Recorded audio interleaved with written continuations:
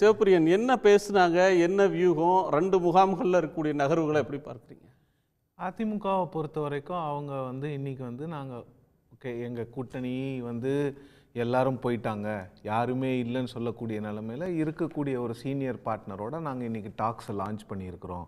நாங்கள் ஒரு லீடு எடுக்கிறோம். டிஎம்கேல காங்கிரஸை கூப்பிட்டு பார்த்தாங்க, அதன் பிறகு எந்த ஒரு என்ன சொல்கிறது ஃபாலோ அப் ஆக்ஷனும் இல்லை. நாங்கள் இன்றைக்கி கூப்பிட்ருக்கோம், எங்களை தேடி டெல்லியிலேருந்து வந்திருக்காங்க. நாங்கள் டெல்லிக்கு போகல, எங்களை தேடி டெல்லியிலேருந்து வந்திருக்கிறாங்க. நாங்கள் டெல்லியிலேருந்து பேச்சுவார்த்தை நடத்துறதே வெற்றியா? இப்போ இவங்க டெல்லிக்கு போன கணக்கு என்ன சொல்கிறது? இல்லை, இவங்க டெல்லிக்கு போனது வேறு சார், அங்கேருந்து இங்கே வந்திருக்காங்கல்ல சார். அமித்ஷாவை பார்க்கறதுக்கு இல்லை, அமித்ஷாவை நீங்கள் பார்க்க போனோம், அமித்ஷாவை பார்க்கறதுக்கு நீங்கள் போனோம். பட் உங்களை பார்க்க பியூஷ் வந்திருக்கு சார். பியூஷ் கோயலை பார்க்கற கூடவா நம்ம இங்கிருந்து ஒரு ஆள் ஆட்சி பண்ண கட்சி போகும்? அவங்க வந்திருக்கிறாங்கங்கிறது அது ஒரு இவங்களுக்கு ஒரு ப்ளஸ் தான். அவங்க இன்னைக்கு ஒரு டாக்ஸை லான்ச் பண்ணுறாங்க. ஃபார்மலாக ஏடிஎம்கேவும் பிஜேபியும். அத்வானி வந்திருக்காரு, ஜஸ்வந்த் சிங் வந்திருக்காரு, ஜெயலலிதா காலத்துல பிரமோத் மகாஜன் வந்திருக்காரு, ஜெட்லி வந்திருக்காரு, போயஸ் கார்டன் வாசல்ல நின்றுக்காரு சார் ஜஸ்வந்த் சிங். அதெல்லாம் வேற சார். இன்னைக்கு போயஸ் கார்டன்ல இல்லையே எதுவும், இன்னைக்கு எல்லாமே வேற தானே இருக்கு. அது பழசு பேச வேண்டாம். இப்போ பியூஷ் கோயல் ஒரு கமிட்டி போட்டு வந்தாங்கன்னாலே அது பெரிய விஷயமா பாக்குறீங்க? பாசிட்டிவா பாக்குற இடத்துல நகர் பாசிட்டிவ் பாக்குற இடத்துலனா ஏடிஎம்கே கூட்டணியில எந்த ஒரு நகர்வுமே இல்லைன்னு தானே பேசிட்டு இருந்தோம். பட் நகர்வு இன்னைக்கு வந்திருக்குல்ல, ஓகே ஒரு நகர்வு இருக்கு, ஒரு ஸ்டார்ட் ஆகுது. 2 பேரும் சேர்ந்து ஒரு ஜாயிண்ட் பிரஸ் கான்ஃபரன்ஸ் கொடுக்குறாங்க. ஒரு என்ன சொல்றாங்கன்னா விஜய் இது திமுகவுக்கும் தாவேகாவுக்குமான போட்டின்னு சொல்லக்கூடிய அந்த இடத்துல இல்ல, எங்களுக்கு ஒரு இத்தனை பர்சன்டேஜ் ஓட்ஸ் இருக்கு. நான் கடந்த நாடாளுமன்ற தேர்தலில் நாங்க எங்களோட கம்பைன் ஸ்ட்ரென்த் 40% ஓட்ஸ் இருக்கு. நாங்க கிரவுண்ட்ல எப்படி ஸ்ட்ரென்தன் பண்றது அலையன்ஸ்ன்னு பார்க்குறோம் அப்படின்ற ஒரு விஷயத்தை வெளியில பேசுறாங்க.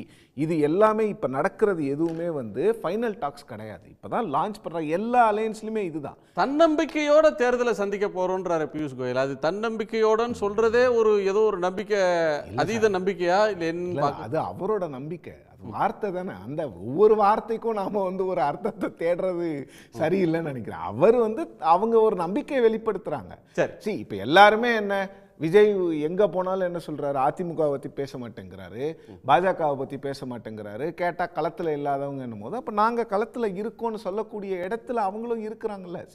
இன்னைக்கு நீங்க ஒரு பிரச்சனை டிஎம்கேவை எதிர்த்து நின்று தேர்தலில் யார் ஜெயிக்கிறது அப்படின்ற இடத்துக்கு பதிலாக விஜய் இவங்கெல்லாம் களத்துல இல்ல அப்படின்னு சொன்னதுனால இல்ல நாங்க களத்துல இருக்கோம் அப்படின்னு காட்ட வேண்டிய இடத்துக்கு தள்ளப்பட்டாங்க. காட்ட வேண்டிய இடத்துக்கு அவங்கள தள்ளினது யாரு? விஜய் மட்டும் இல்ல, எல்லாரும் நாமளும் சேர்ந்துதான். ஊடகங்கள் எல்லாமே விஜயை பத்தி தான் பேசணுமே தவிர அதிமுக பாஜகவை பத்தி எவ்வளவு பெருசா பேசணும். அதனால அவங்க தங்களோட இருப்பை காட்டிக்கொள்ள வேண்டிய சிச்சுவேஷன்ல அவங்களும் பேசுற மாதிரி ஒரு நாடே கிடுகிடுக்கிற போராட்டத்தை பிஜேபி பண்ணி அல்லது அதிமுக திமுக ஆட்சியை இயங்க விடாத அளவுக்கு சட்டமன்றத்தை முடக்கி மக்கள் மன்றத்தில் எழுச்சியை கொண்டு அது மாதிரி ஏதாவது நீங்க ஏதாவது பேசாம போயிட்டீங்க? இல்ல சார், நான் ஒரு எடுத்துக்காட்டு சொல்றேன். கடந்த வருஷம் இதே டிசம்பர் மாதத்துல அதிமுகவும் பாஜகவும் எத்தனையோ போராட்டங்களை அண்ணா யூனிவர்சிட்டி மேட்டர்ல களப்போராட்டங்களை எடுத்தாங்க. ஆனா விஜய் கவர்னரை போய் பார்த்துட்டு மீடியா கிட்ட பேசாம கையாட்டிட்டு போனதை பத்தி தான் நம்ம 4 நாள் பேசிட்டு இருந்தோம். அப்போ இங்க என்ன நடக்குதுன்னா விஜய் பேசினாங்களே, எல்லா ஊடகங்களும் இல்ல சார், நான் ஊடகங்களை சொல்லல. விஜய் வந்த பிறகு அதனுடைய விஷயமே மாறுது.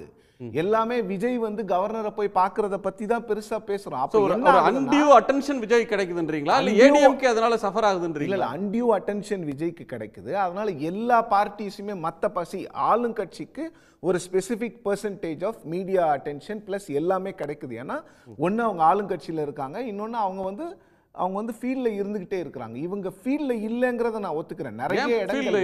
நிறைய இடங்கள்ல இவங்க ஃபீல்ட்ல இருக்க மாட்டேங்கிறாங்க. அது ஏன் சார், எதிர்க்கட்சி தானே சார் வைப்ரண்டா ஃபீல்டுல இருக்கணும், ஆளுங்கட்சியில தானே தொய்வு இருக்கும். அந்த ஒரு பிரச்சனைக்காக தான் இன்னைக்கு அது ஏற்கனவே அந்த 3-4 வருஷமா அவங்க ஃபீல்ட்ல இல்லாததனுடைய விளைவுகள் தான் இன்னைக்கு இதெல்லாம் நடக்குது. ஸோ இது ஒரு ரீயூனிஃபிகேஷனுக்கான தொடக்கம் பார்க்குறீங்களா? அவங்களுக்கான ஸ்கோப் இல்லை, ரீயூனிஃபிகேஷன் நாங்கள் ஒரு பலமான கூட்டணி இப்போ தேமுதிகவை கூட்டிகிட்டு வருவோம், அதற்கான முயற்சிகளை பண்ணுவோம். பாமகவில் என்ன பிரச்சனைகள் அதை சார்ட் அவுட் பண்ணுவோமா? ஏன்னா எனக்கு தெரிஞ்சு போன வாரம் அன்புமணி அவர்கள் அழைத்த ஈவெண்ட்டுக்கு ஏடிஎம்கே போகல. ஸோ அவங்க ஒரு வெயிட் அண்ட் வாட்ச் பார்க்குறாங்க. ஸோ அப்பாவும் பையனும் சேர்ற மாதிரி பிஜேபி போனாங்களே, இல்ல பிஜேபி கருநாகராஜன் பிஜேபி போனாங்க, ஏடிஎம்கே போகல. ஏடிஎம்கே போகல. ஏடிஎம்கே தானே லீடர் ஆஃப் திஸ் அலையன்ஸ். அவங்களுக்கு ஒரு இது இருக்கும்ல. எடப்பாடி அவர்களுக்கு வந்து அந்த சேலம் டாக்டர் அன்புமணி வந்து அதிமுக தலைமையிலான தமிழ்நாட்டில் இருக்கிற கூட்டணியில் இருக்காரா, இல்லை டெல்லியில் இருக்கிற என்டிஏல இருக்காரா? இப்போ சார் அவர் டெல்லியில் இருக்கிற என்டிஏல தானே ரொம்ப நாளாக இருந்தார். இப்போ அவர் எதுவுமே சொல்ல மாட்டேங்கிறாரு. அவரும் ஆள் அனுப்பிச்சு எடப்பாடி கிட்ட பேசிட்டு தான் இருக்கிறாரு. பட் ஏடிஎம்கேலேருந்து எந்த ஒரு ரெஸ்பான்ஸும் இன்னும் பிஎம்கேக்கு அவங்க கொடுக்கவே இல்லை. அவங்க பெரியவருக்கு சார்பாக இருக்காங்களா? அப்படிதான் நான் புரிஞ்சுக்கிறேன். அவரும் இருக்கணும். ரெண்டு பேரும் சேர்ந்தது தான் பாமக. பாமகன்றது ஒரு யூனிட் தான். அது பிரிஞ்சா யாருக்கும் எந்த பலனும் கிடையாது. ஒரு அலையன்ஸ்ல பாமக இருக்குதுன்னா அந்த பாமக ஒரு யூனிட்டா இருக்கணும். ரெண்டு யூனிட்டா இருந்தால் யாருக்குமே பிரயோஜனம் இல்லை. ஓட்டு ஒரே பக்கம் வராது. ஒரு அலையன்ஸ் பார்ட்னர், ஒரு கட்சியை ஏன் நம்ம அலையன்ஸில் கூட்டிகிட்டு வரோம்? அவங்களுடைய வாக்குகள் நமக்கு அப்படியே கம்ப்ளீட்டாக வரணுங்கிறதுக்காக. ஸோ அது வராதுன்னும் போது அதை எப்படி வர வைக்கிறதுக்கான வேலையும் அவங்க தானே பண்ணணும். ஸோ ஒரு அதிமுகவுக்கு வெளியில் இருக்கிற அதிமுக ஆதரவாளர்களுக்கு ஒரு வியூகம், அதிமுக கூட்டணிக்கு வர வேண்டிய ஒரு பொட்டன்ஷியல் அலை ஒரு ஏடிஎம்கே பிஜேபி பிஎம்கேக்கு இன்னொரு வியூகம் வேணும். ஏன்னா பிஎம்கே எனக்கு வேணும்ல. எனக்கு வேணும்னமோ நான் தானே வியூகத்தை சரியா பண்ணணும். இப்போ திமுக அலையன்ஸ்ல எடுங்க. சரி, இதெல்லாம் சேர்த்து இவங்க பியூஷ் கோயல் வந்து திரு எடப்பாடி பழனிசாமி அவர்களோட உரையாடி வியூகம் வகுத்து இன்னைக்கு வந்து முதற்கட்ட வியூகம் முடிஞ்சது. இன்னமும் தீவிரமாக பல விஷயங்களை செய்வாங்க. அப்போ களம் மாறிடுமா?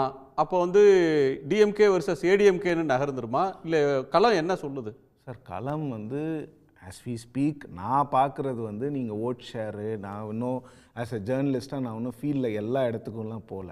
பட் பார்க்கும் பொழுது டிஎம்கே வர்சஸ் ஏடிஎம்கே வர்சஸ் டிவிகேவாக தான் நான் ஆஸ் வி ஸ்பீக் பார்க்குறேன். அது நாளைக்கு ஜனவரியில் மாறலாம், ஃபெப்ரவரியில் மாறலாம், எப்படி வேணாலும். வலிமையான மும்முனை போட்டியை நீங்கள் பார்க்குறீங்க? நிச்சயமாக.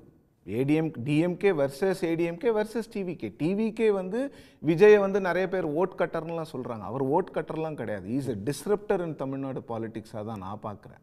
அது எந்த அளவுக்கு டிஸ்டர்ப் பண்ணுவாருங்கிறது வந்து 26 தேர்தல் தான் சொல்லும். விஜய் வந்து ஓட் கட்டர் கிடையாது. Is a disruptor in Tamil Nadu politics. அது யாரை டிஸ்டர்ப் பண்ண போறாரு, எப்படி டிஸ்டர்ப் பண்ண போறாருங்கிறது தான் 26.